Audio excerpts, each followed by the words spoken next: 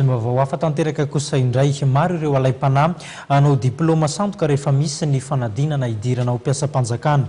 Ny diplôma baccalauréat no miakatra no tena ahitana izany fanaovana diplôma osoka izany. Etsakilany nefa avy amin'ny ministeran'ny fampianarana ambony dia nanambara famelohan'ny lalàna ny fanaovana azy ireny. Ao anatin'ny enim-bolana voalohany ity taona ity dia maromaro ireo fanadinana andraisana mpiasam-panjakana ifantotsaina toy ny fanadinana idirana zandary, polisy ary amin'izao fotoana izao mandeha ny fametrahana antotan-taratasy amin'ny fanadinana idirana mpiasan'ny fatotsiranana. Mandritra ireny fanadinana ireny maro ny mari-pahaizana sandoka sarona, ny mari-pahaizana ambony baccalauréat, licence ary ny maîtrise dia nahitana osoka.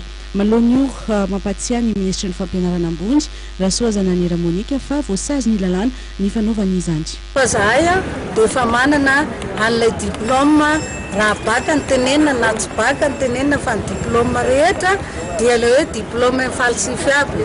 Tokana ihany miakana azy ao amin'ny université n'Antananarivo no anotana amin'izany ka ny université rehetra dia maka an'izay diplôma zay.